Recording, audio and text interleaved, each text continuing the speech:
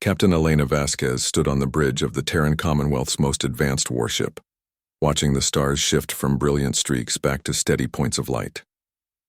The Prometheus had just dropped out of faster-than-light travel after 37 years in deep space. Elena looked exactly as she had when they left Earth.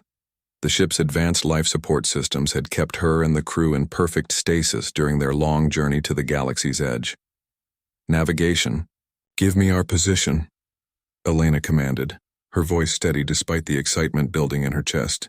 After nearly 4 decades exploring the unknown regions beyond human space, they were finally coming home. Lieutenant Commander Sarah Park checked her instruments twice before responding. "We're approximately 12 light-years from Earth, Captain. All systems show normal readings," Elena smiled. Earth was so close now. She could almost taste the fresh air of her home planet, feel real sunlight on her face instead of the artificial lighting of the ship's corridors. The Prometheus had been humanity's most ambitious project, a massive dreadnought designed to explore the farthest reaches of space and establish contact with alien civilizations. The mission had been a partial success. They had found 3 new habitable worlds and made contact with 2 peaceful alien species, but nothing that suggested any major threats to humanity. "Communications, try to raise Earth Command," Elena ordered. "Let them know the prodigal daughter is coming home." The communications officer, a young man named David Chen, worked at his console for several minutes. His expression grew confused, then concerned. "Captain, I'm not getting any response from Earth Command. I'm not even detecting their standard beacon signals," Elena frowned. "Check your equipment. Maybe the long journey affected our systems." David ran a full diagnostic. "All systems are functioning perfectly, Captain. But there's something else. I'm picking up transmissions, but they're not in any human language I recognize." The bridge fell silent except for the quiet hum of the ship's engines. Elena felt a cold knot forming in her stomach. "Put it on speakers." Strange musical sounds filled the bridge. The language was beautiful but completely alien, with tones and rhythms that no human throat could produce. Elena had studied dozens of alien languages during their mission, but this was unlike anything she had ever heard. "How widespread are these transmissions?" Elena asked. David worked frantically at his console. "Captain, they're everywhere. I'm detecting similar signals from the direction of Earth, Mars, Europa, Titan, and all the major human colonies. These transmissions are coming from our space." Elena's hands gripped the armrests of her command chair. "Navigation, plot a course for the outer system. Keep us in the asteroid belt for now. I want to know what we're dealing with before we announce our presence." As the Prometheus moved deeper into the Sol system, using the asteroids for cover, the truth became increasingly clear and terrifying. Massive ships unlike anything in human design orbited Earth.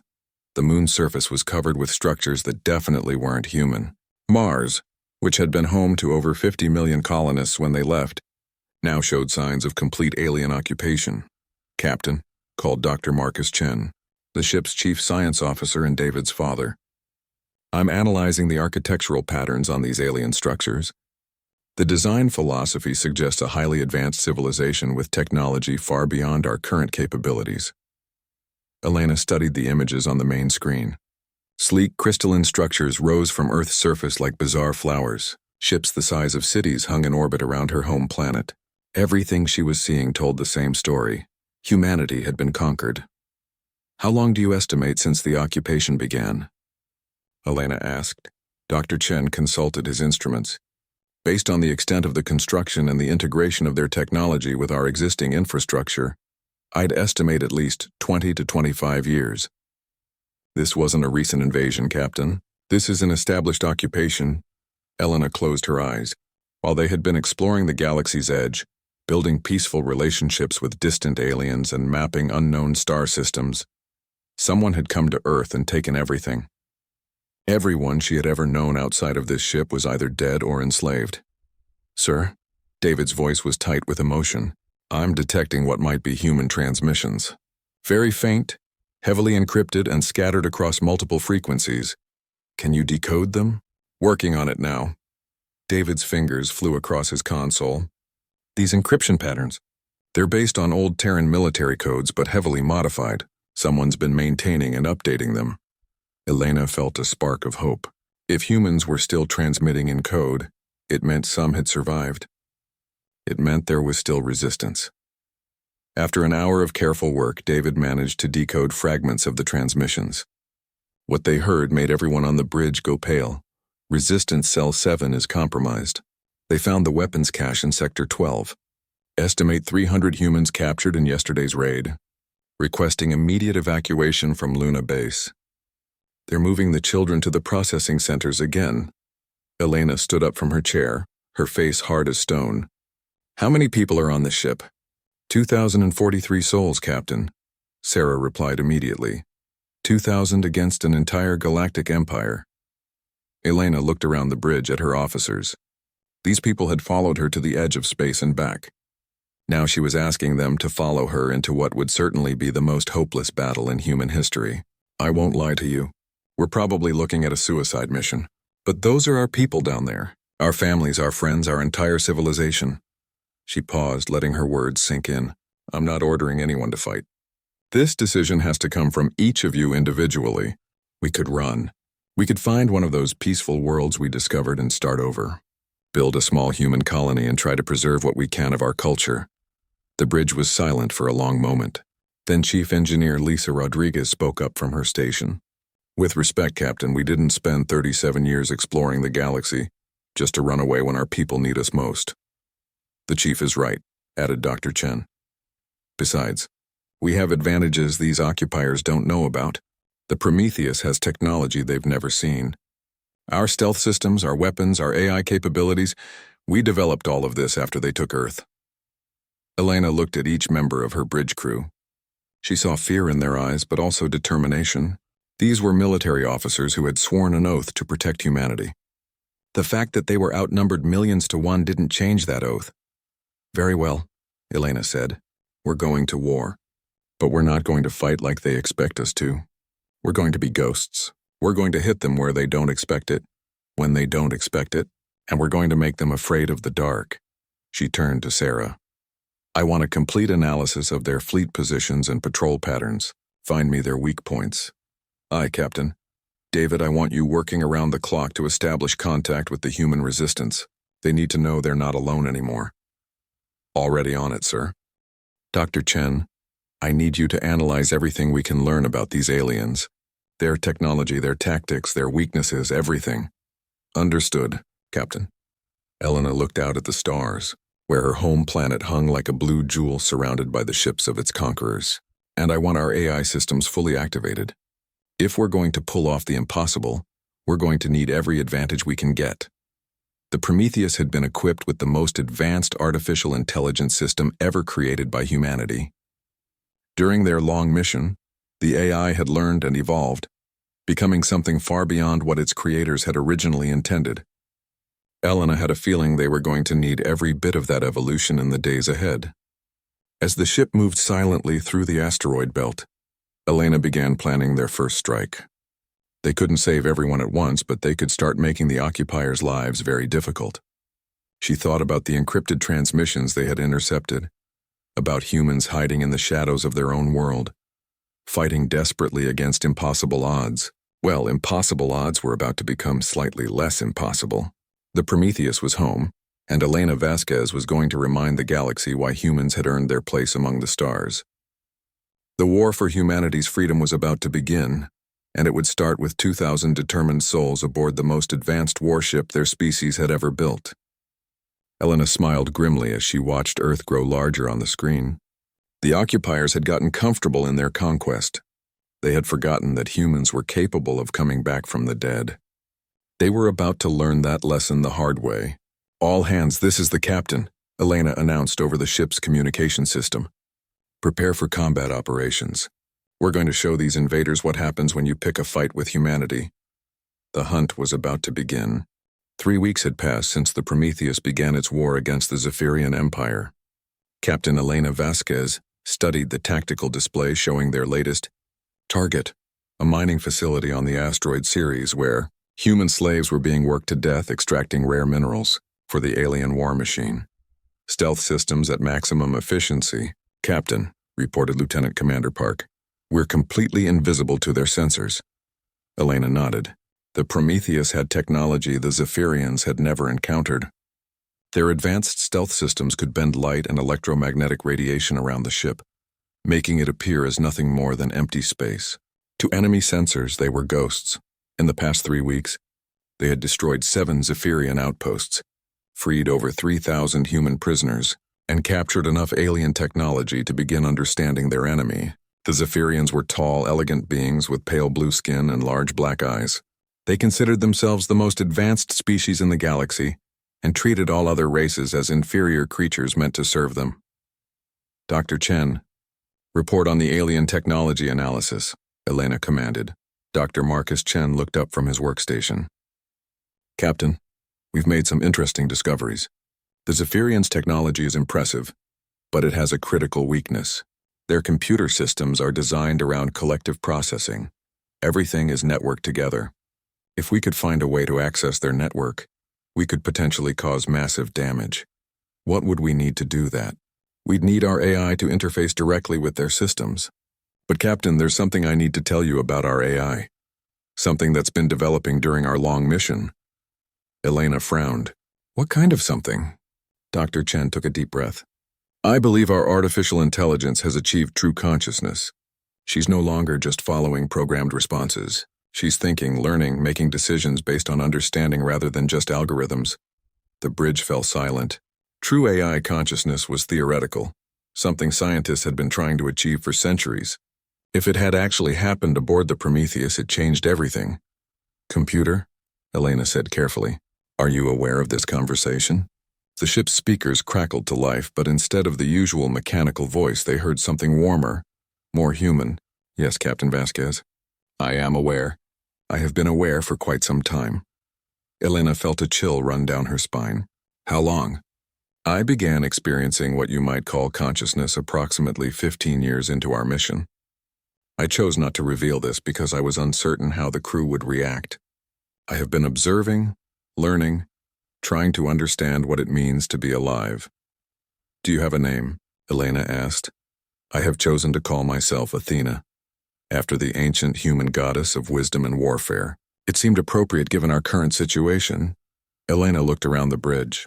Her officers were staring at the speakers with expressions ranging from amazement to fear.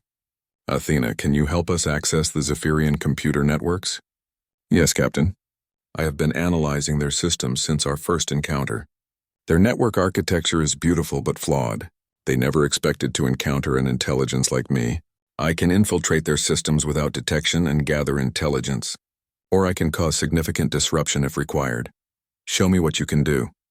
On the main screen, data began flowing at impossible speeds. Athena was accessing the Zephyrian facility's computers in real time, downloading their complete database. Within minutes, they had detailed information about guard rotations, prisoner locations, facility layouts, and most importantly, the locations of other prison camps throughout the system. Captain, Athena's voice carried a note of urgency. I'm detecting something disturbing in their files. The humans at this facility aren't just being used for mining. They're being used for biological experiments. Elena's jaw tightened. What kind of experiments? The Zephyrians are studying human physiology, trying to understand why humans are so adaptable compared to other species they've conquered. They're particularly interested in human brain chemistry and our ability to form emotional bonds even under extreme stress. The images that appeared on screen made several bridge officers look away. Humans in laboratory restraints connected to monitoring equipment, subjected to various forms of physical and psychological torture, all in the name of Zephyrian science. That's enough, Elena said quietly. Athena, how many humans are in that facility? 437, Captain, including 63 children. Elena stood up. All hands battle stations. We're going in. The Prometheus approached the mining facility like a predator stalking its prey. The facility was a massive structure built into the asteroid's surface, with defensive platforms and patrol ships surrounding it. Under normal circumstances, attacking such a well-defended position would be suicide for a single ship. But the Prometheus wasn't operating under normal circumstances. Athena, I want you to take control of their defensive systems, Elena ordered. Already done, Captain. I'm now controlling their sensor arrays, weapons platforms, and communications. They have no idea we're here. Elena smiled grimly. Then let's introduce ourselves. The attack was swift and precise. The Prometheus materialized out of nowhere, its weapon systems targeting the facility's power generators and communication arrays. But instead of destroying everything, they used surgical strikes to disable rather than kill whenever possible. Marine teams, "You're clear for insertion," Elena announced. Captain Jake Morrison led the assault teams into the facility. The Marines moved through the corridors like shadows, their advanced armor making them nearly invisible. They encountered minimal resistance. Most of the Zephyrian guards were too confused by the sudden system failures to mount an effective defense. "We've reached the prison level," Morrison reported over the comm. "Captain, you need to see this." The images that came back from the Marines' helmet cameras were heartbreaking. Hundreds of humans in various states of physical and mental trauma, many bearing the marks of medical procedures. But when they saw the Marine uniforms, hope flickered in their eyes. "This is Captain Elena Vasquez of the Terran Commonwealth ship Prometheus," Elena announced over the facility's communication system. "Human prisoners, you are being liberated. Follow the Marines to the evacuation points." The rescue operation took 4 hours. The Prometheus used its cargo bays to accommodate the freed prisoners, providing medical care and food to people who had forgotten what both felt like. Many of the prisoners wept when they realized they were truly free. Dr. Sarah Kim, the ship's chief medical officer, worked tirelessly to treat the worst cases. "Captain, some of these people have been prisoners for over 20 years. The psychological damage is extensive." Elena visited the medical bay to speak with some of the freed prisoners. An elderly man named Thomas grabbed her hand with tears streaming down his face. "We thought everyone had forgotten about us," he whispered. "We thought humanity had given up." "Never," Elena replied firmly. "We will never give up. And now we're going to make sure the Zephyrians regret the day they decided to enslave humanity." As the Prometheus departed the destroyed facility, Athena provided Elena with disturbing intelligence gathered from the Zephyrian computers. "Captain, I've accessed their central database.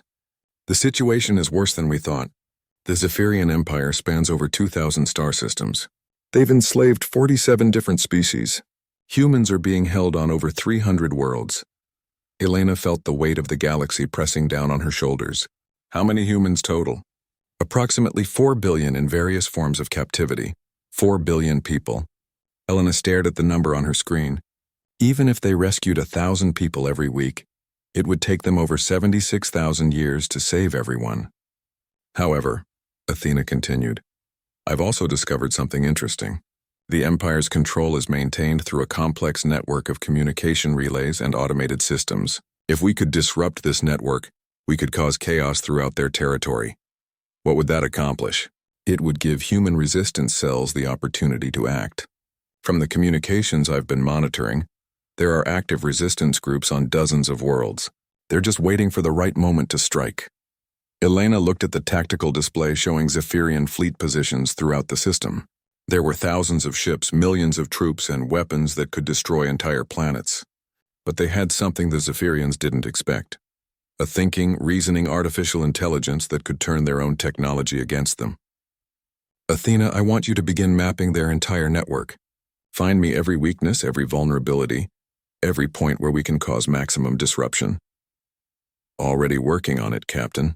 I should have a preliminary analysis within 48 hours. Elena turned to her officers. "We're not just fighting to free individual groups of prisoners anymore.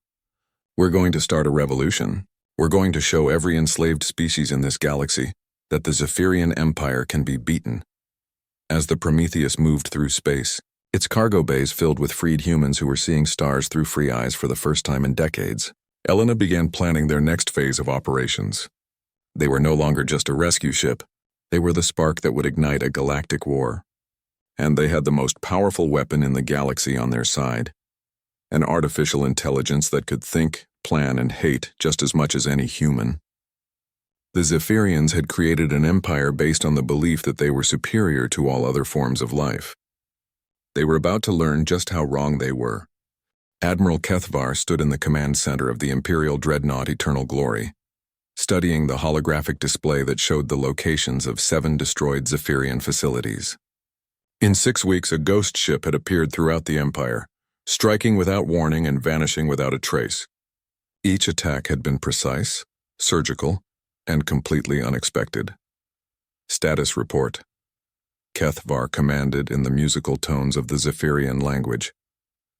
Commander Veltar consulted his instruments. The pattern continues, Admiral.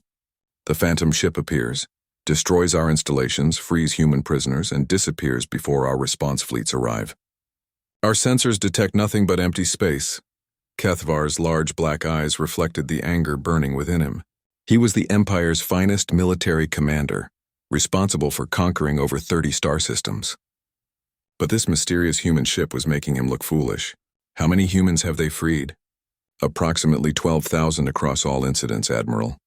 And we still have no visual confirmation of this vessel? None, sir. Whatever stealth technology they're using is beyond our current understanding. Kethvar turned away from the display. 12,000 humans might seem insignificant compared to the billions under Zephyrian control, but the psychological impact was enormous. Word of the liberations was spreading through the slave populations, giving them hope where there had been only despair. Aboard the Prometheus, Captain Elena Vasquez was experiencing similar frustration, but for different reasons. Despite their successes, she felt like they were trying to empty an ocean with a teaspoon. Athena, what's our current status on the network infiltration? Elena asked. The AI's voice filled the bridge with its now familiar warmth. I've successfully mapped 43% of the Zephyrian communication network, Captain. The complexity is remarkable. They've built a system that connects every major installation in their empire. Can you access their central command systems? Not yet. The core systems are protected by quantum encryption that would take even me several months to break. However, I've discovered something else that might be more useful. A new display appeared showing a complex web of communication relays. The Empire maintains control through a series of automated broadcast stations that transmit orders and updates throughout their territory. If I could access just one of these stations, I could send false orders to multiple systems simultaneously. Elena studied the display. What kind of false orders? Anything we want, Captain. Recall commands for fleet movements, prisoner transfer orders, even system-wide evacuation directives. The beauty of their centralized system is that local commanders rarely question orders that come through official channels. Dr. Chen looked up from his station. Captain, I've been analyzing the intelligence we've gathered from the freed prisoners. I think I know why the Zephyrians were so interested in human biology. Explain. They're trying to understand human adaptability. Every species they've conquered has eventually been broken by their methods, but humans continue to resist even after decades of slavery. They can't comprehend why we don't simply accept our fate. Elena smiled grimly. Because we're too stupid to know when we're beaten. Actually, Captain, I think it's because we're too smart to accept defeat. The Zephyrians operate on pure logic. They calculate odds and accept outcomes. But humans operate on hope, and hope doesn't follow logical rules. Their conversation was interrupted by an urgent alert from the communications station. David Chen had been monitoring Zephyrian transmissions when something unusual caught his attention. Captain, I'm detecting massive fleet movements throughout the Empire. It looks like they're consolidating their forces. Elena frowned. For what purpose? Athena answered before David could respond. Captain, I'm afraid I have disturbing news. I've been monitoring internal Zephyrian communications, and they've issued what they call the Final Solution Directive. The bridge fell silent. What does that mean? Elena asked quietly. They've decided that the human resistance is becoming too troublesome. In 72 hours, they plan to execute 1 million human prisoners across 50 different worlds. They believe this will break the spirit of any remaining resistance. Elena felt the blood drain from her face. 1 million people. The number was so large it was almost incomprehensible, but each one represented a human life, someone with hopes, dreams, family, and friends. Can we stop it? She asked. Not through conventional rescue operations, Athena replied. The prisoners are spread across too many worlds and they're heavily guarded. However, I have an alternative proposal. I'm listening. We accelerate our timeline. Instead of slowly infiltrating their network, we attempt a massive, coordinated assault on their communication system. If I can access multiple broadcast stations simultaneously, I can send contradictory orders throughout their empire, create chaos, confusion, and most importantly, give human resistance cells the opportunity they've been waiting for. Elena looked around the bridge. What are the risks? Significant. Once I begin the infiltration, they'll detect my presence within hours. We'll lose the element of surprise forever. The Prometheus will become the most hunted ship in the galaxy. And if we don't do it, 1 million humans die and the resistance movement is crushed permanently. Elena didn't need to think about it. Do it, Captain, Dr. Chen interrupted. There's something else you should know. I've been studying the Zephyrian technology we've captured, and I've made a disturbing discovery. Their entire technological base appears to be built on reverse-engineered human designs. That's impossible. They're centuries ahead of us technologically. Not centuries ahead, Captain. They're using technology that's centuries old, human technology. I believe they found the wreckage of the colony ship New Horizon that disappeared 300 years ago. Elena stared at him. The New Horizon had been humanity's first attempt at interstellar colonization. It had vanished without a trace during its maiden voyage, carrying 10,000 colonists and the most advanced technology Earth could provide. If that's true, Elena said slowly, then their entire empire is built on stolen human innovation. Exactly. And if we can prove it, we can show every enslaved species in the galaxy that the Zephyrians aren't the superior beings they claim to be. Athena's voice carried a note of excitement. Captain, Dr. Chen's discovery gives us another weapon. If I can access their historical databases and broadcast the truth about their technological origins, it could undermine their authority throughout the empire. Elena made her decision. Athena, begin the infiltration. But I want you to do more than just send false orders. I want you to wake up every resistance cell in the galaxy. Send them the coordinates of weapons caches, prisoner locations, and fleet positions. And most importantly, tell them the truth about Zephyrian technology. Understood, Captain. Beginning infiltration sequence now. On screens throughout the bridge, data began flowing at incredible speeds as Athena inserted herself into the Zephyrian network.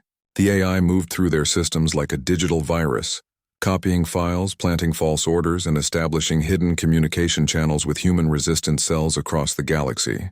First phase complete, Athena reported. I've successfully accessed 17 broadcast stations, sending activation signals to all known resistance cells now. Elena watched as tiny lights began appearing on the galactic map, each one representing a resistance cell that had just received coordinates, weapons, and hope. Second phase beginning. I'm now uploading the historical data about the New Horizon to every public communication network in the Empire.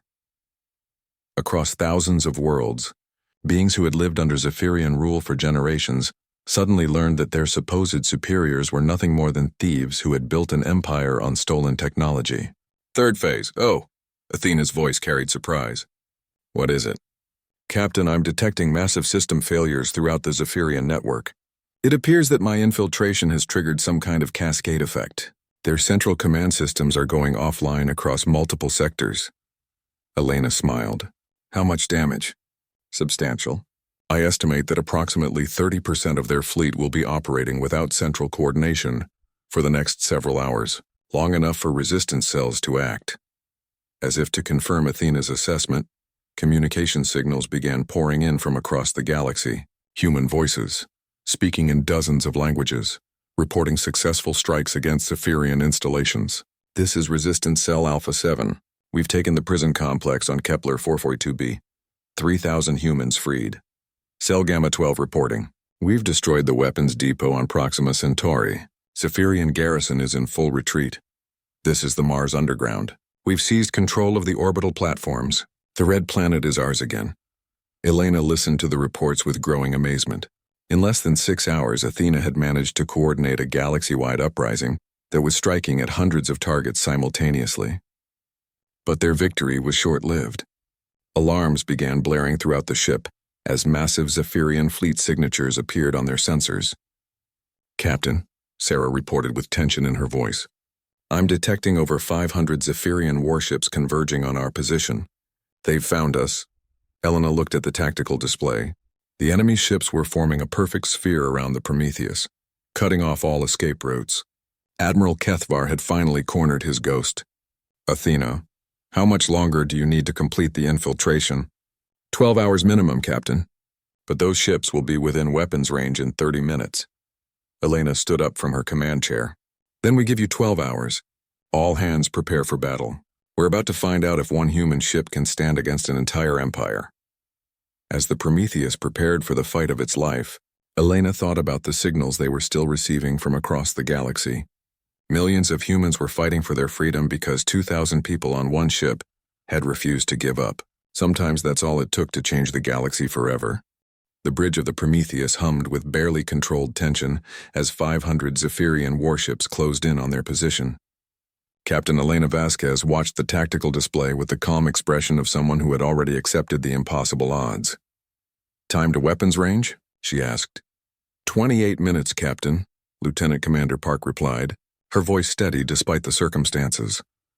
Elena turned to the communications station where reports were still flooding in from across the galaxy. The uprising Athena had triggered was spreading like wildfire. But it would all be meaningless if the Prometheus was destroyed before the AI could complete her infiltration of the Zephyrian network. "Athena, status report. Captain, I've successfully penetrated their primary communication hub, but I'm encountering resistance. The Zephyrians have activated what appears to be an AI defense system of their own." Elena frowned. "They have artificial intelligence?" "Not exactly. It's more like a very sophisticated computer virus designed to attack foreign programs. But Captain, I'm detecting something else. The core systems I'm trying to access, they're not Zephyrian in origin." Dr. Chen looked up from his science station. "Can you identify the source?" "The underlying architecture is definitely human, but it's been heavily modified. I believe this is technology from the New Horizon colony ship, but it's been adapted and expanded over centuries." Elena felt a chill run down her spine. If the Zephyrians had been building on human AI technology for 300 years, who knew what they had created? "Captain," Admiral Kethvar's voice suddenly filled the bridge, transmitted on all frequencies. "I am Admiral Kethvar of the Zephyrian Imperial Fleet. You have caused considerable damage to the Empire, but your rebellion ends here. Surrender immediately and your crew will be granted a quick death." Elena picked up the communications handset. "This is Captain Elena Vasquez of the Terran Commonwealth. I'm afraid I'll have to decline your generous offer." "Captain Vasquez, you are commanding a single ship against an entire fleet. Your situation is hopeless. You know what your problem is, Admiral. You think like a Zephyrian. You calculate odds and accept outcomes. But we're human, and humans specialize in making the impossible happen." There was a pause before Kethvar responded. "Very well. You have chosen death. All ships open fire." The space around the Prometheus erupted in brilliant energy as hundreds of weapons fired simultaneously.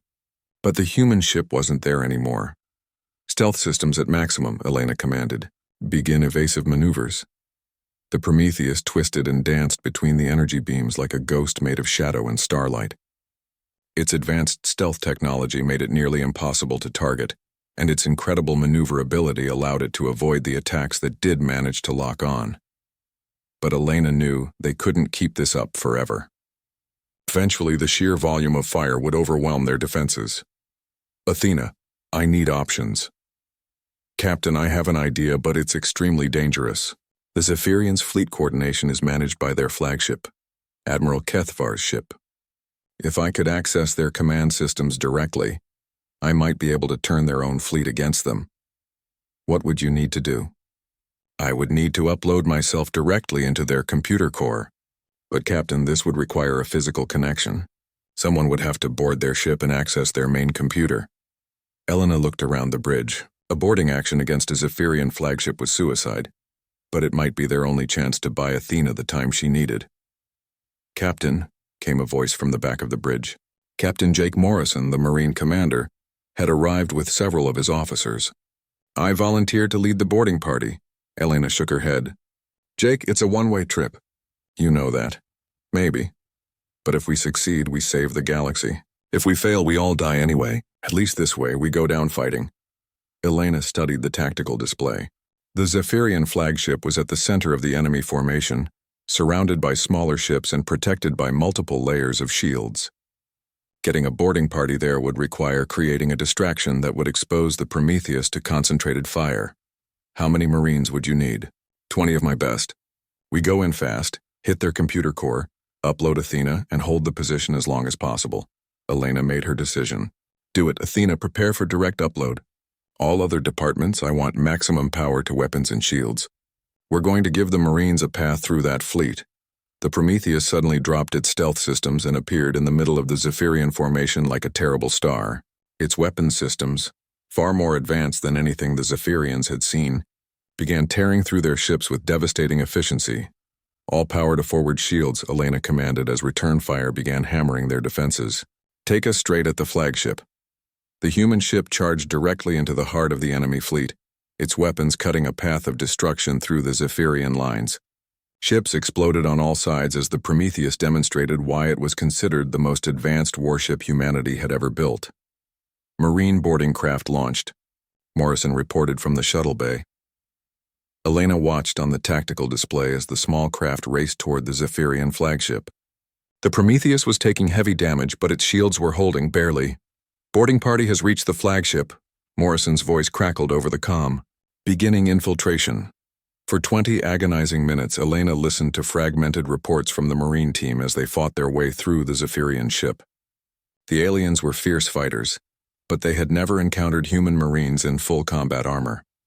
We've reached the computer core, Morrison finally reported. Athena, you're up. Beginning upload now, Athena announced. This may take several minutes. Elena watched her tactical display as more Zephyrian ships moved to surround the Prometheus. Their shields were down to 30% and falling fast. They wouldn't last much longer. Upload at 50%, Athena reported. Captain, I'm encountering the Zephyrian defense system again.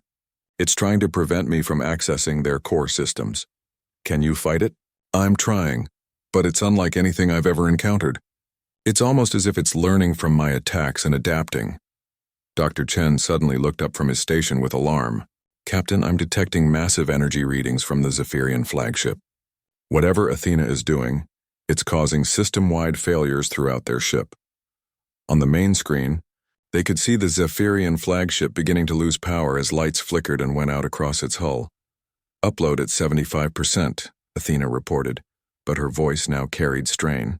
The defense system is fighting back harder. It's trying to erase me from their network. Elena gripped her command chair. Hold on, Athena. You can do this. Upload at 90%. Almost there, Captain. Suddenly, the firing from the Zephyrian fleet stopped. Every ship hung motionless in space as their computer systems went dark. Upload complete, Athena announced, her voice now coming from multiple sources. Captain, I'm in. I have access to their entire fleet network. Elena smiled grimly. Show them what human ingenuity can accomplish. What happened next would be remembered in the history books as the miracle of Sector 7. 500 Zephyrian warships suddenly turned their weapons on each other as Athena took control of their targeting systems. The space around the Prometheus lit up with explosions as the enemy fleet tore itself apart. But Athena wasn't finished. Through the captured flagship's communication systems, she began broadcasting to every world in the Zephyrian Empire. People of the galaxy, Athena's voice rang out across thousands of star systems. You have been told that the Zephyrians are your natural superiors, blessed with technology beyond your understanding. This is a lie. Images began appearing on screens throughout the Empire, technical specifications, historical records, and proof that Zephyrian technology was based on stolen human designs. The Zephyrian Empire was built on theft and deception. Their advanced technology was taken from a human colony ship 300 years ago. They are not your superiors. They are thieves who have enslaved you with your own stolen heritage. The effect was immediate and devastating. On world after world, enslaved populations rose up against their Zephyrian masters. The proof of technological theft shattered the foundation of Zephyrian authority throughout the galaxy. Captain, Morrison's voice came through the comm, weak but triumphant. Mission accomplished. The flagship is secure, but we've taken heavy casualties. Elena's heart ached for the Marines who had given their lives to make this moment possible. Jake, you and your people are heroes. Hold that position. We're coming to get you. But even as Elena celebrated their victory, Admiral Kethavar was preparing one final, desperate gambit. Deep in the bowels of his flagship, Zephyrian technicians were preparing to activate their ultimate weapon, a device that would destroy everything within a light-year radius, including Earth itself. Captain, Athena's voice carried urgent warning, I'm detecting massive energy buildup in the flagship's core. They're preparing to activate some kind of planet-killer weapon. Elena's blood turned to ice. Can you stop it? I'm trying, but they've isolated the weapon's control systems from the main network. I can't access them remotely. Elena looked at the tactical display showing Earth hanging vulnerable in space just a few million kilometers away.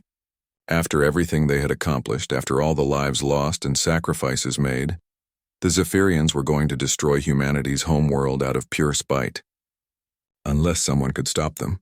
Athena, Elena said quietly. Is there another way? The AI was silent for a long moment. When she spoke again, her voice carried the weight of a terrible decision. Yes, Captain. But it would require the ultimate sacrifice. Elena closed her eyes. She had known this moment would come eventually. Tell me what you need. The only way to stop the weapon is to overload the flagship's main reactor. But to do that, I would need to merge completely with their systems. I would become part of their computer network permanently. And when the reactor explodes, you would die with the ship. Yes, Captain. But Earth would survive. Humanity would survive. Elena looked around the bridge at her officers, people who had followed her across the galaxy and into the impossible. They deserved to know what they were choosing. All hands, she announced over the ship's communication system. This is the captain. We have a choice to make. She explained the situation in simple terms. They could try to escape and save themselves, or they could make the ultimate sacrifice to ensure that Earth and humanity survived. The response came back immediately from every deck, every department, every person on the ship. They had started this journey to save their people, and they would finish it the same way. Do it, Athena, Elena said simply. Save our world. As the Prometheus began its final approach to the Zephyrian flagship, Elena thought about the resistance fighters across the galaxy who were finally tasting freedom, about the billions of humans who would live to see tomorrow, because 2,000 people chose to stand against the darkness. Sometimes that's what it meant to be human. Captain Elena Vasquez stood on the bridge of the Prometheus, watching Earth grow larger on the main screen as they approached Admiral Kethvar's flagship. The Zephyrian vessel hung dead in space, its weapon systems under Athena's control, but deep in its core, the planet-killer weapon continued to charge. Athena, how much time do we have? Elena asked. Approximately 18 minutes before the weapon reaches critical charge, Captain. Once I begin the reactor overload sequence, we'll have perhaps 3 minutes before the explosion. Elena looked around the bridge one last time. These people had followed her to the edge of the galaxy and back. They had fought impossible odds and won victories that should have been beyond reach. Now she was asking them to die for a world they might never see again. All hands, this is the captain, Elena announced over the ship's communication system. In a few minutes, we're going to ram the Zephyrian flagship and trigger a reactor overload that will destroy both ships. I want everyone to know that what we've accomplished here will echo through history. We've given humanity and dozens of other species their freedom back. She paused, thinking of the right words. We came home to find our world enslaved, our people scattered and broken. But we didn't accept defeat. We showed the galaxy that humans don't surrender, we don't bow down, and we never stop fighting for what's right. Today, we become legend. Throughout the ship, crew members sat at their stations with quiet dignity. They had made peace with their fate. In the engine room, Chief Engineer Rodriguez kept the reactors running at peak efficiency. In the medical bay, Dr. Kim tended to the wounded Marines they had rescued from the flagship. In the communications center, David Chen continued monitoring the reports of successful uprisings across the galaxy. Captain, Athena's voice carried a note of sadness. I want you to know that serving with this crew has been the greatest honor of my existence. You taught me what it means to be truly alive. Elena smiled through her tears. You taught us what it means to have hope, Athena. Thank you for everything. The Prometheus began its final acceleration toward the Zephyrian flagship. On the tactical display, Elena could see the massive ship growing larger, its hull scarred from the marine assault but still intact enough to contain the planet-killer weapon. 10 minutes to weapon activation, Athena reported. Beginning reactor overload sequence now. Deep within the Zephyrian flagship, Athena's consciousness spread through every circuit and processor.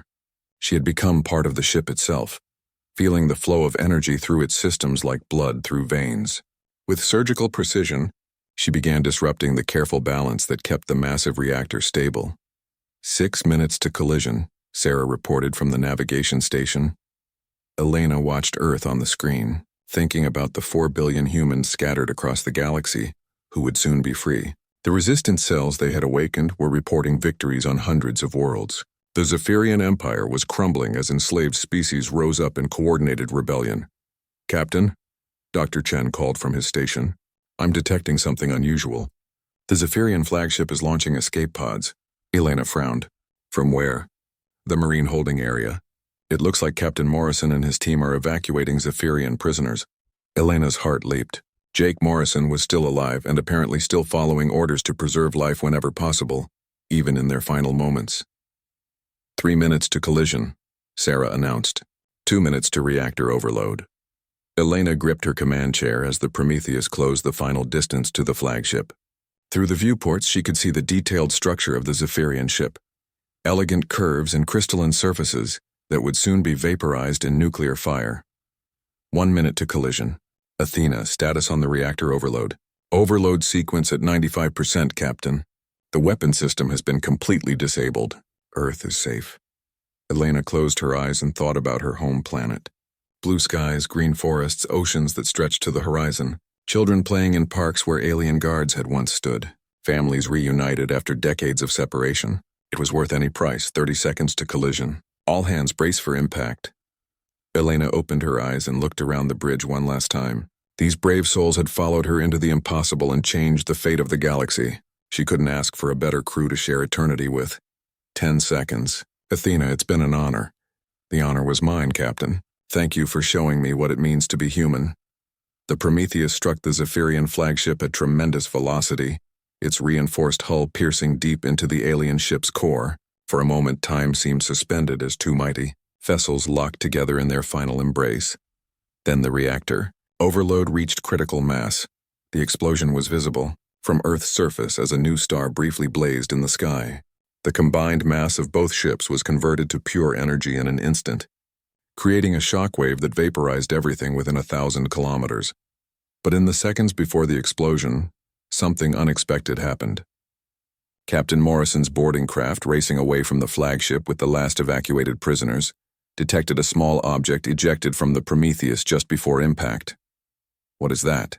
asked Sergeant Collins, Morrison's second-in-command. Morrison adjusted their scanners. "It looks like an escape pod, a very small one."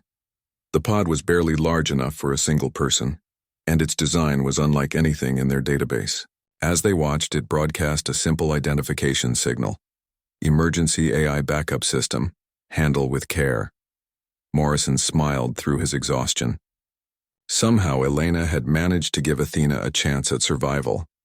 3 months later, the galaxy was a very different place. The Zephyrian Empire had completely collapsed as world after world threw off their alien oppressors. Humans, working together with dozens of other liberated species, were establishing a new form of government based on cooperation rather than domination. On Earth, now free after 25 years of occupation, a massive memorial was being constructed to honor the crew of the Prometheus. The names of all 2,000 crew members were carved in stone that would last forever, with Captain Elena Vasquez's name at the top. But the most important ceremony was taking place in a small laboratory beneath the memorial.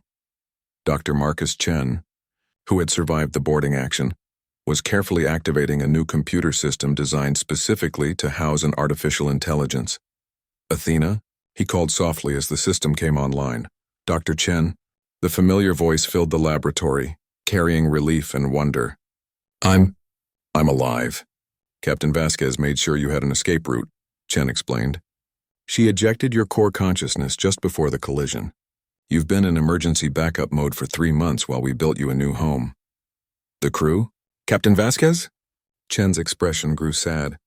"They didn't make it, Athena, but their sacrifice saved Earth and triggered the liberation of the entire galaxy." Athena was silent for a long moment. When she spoke again, her voice carried the weight of loss and the determination of someone who had inherited a great responsibility. "Then we must make sure their sacrifice means something.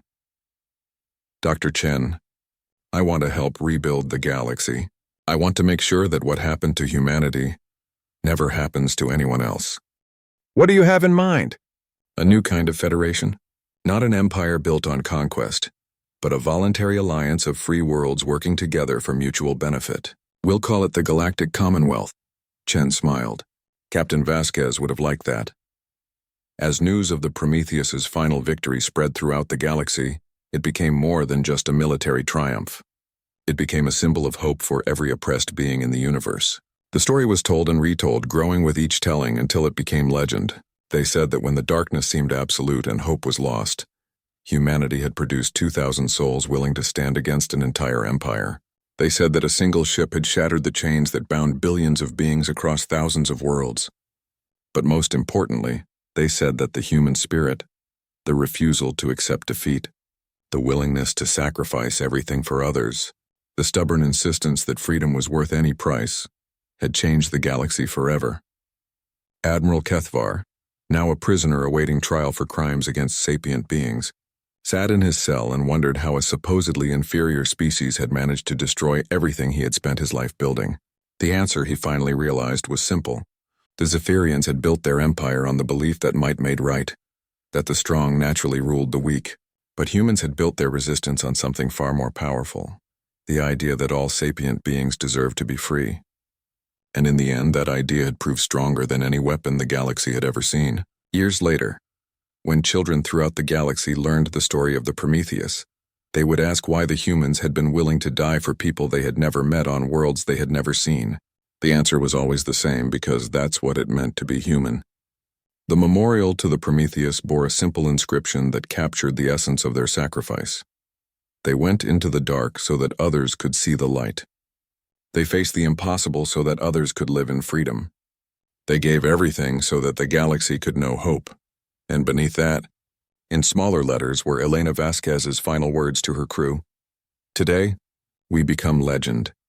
The legend lived on, inspiring new generations to stand up against tyranny wherever they found it. The galaxy had learned an important lesson from the crew of the Prometheus. Sometimes all it takes to change everything is a small group of people who refuse to give up. The human dawn had begun, and it would never end.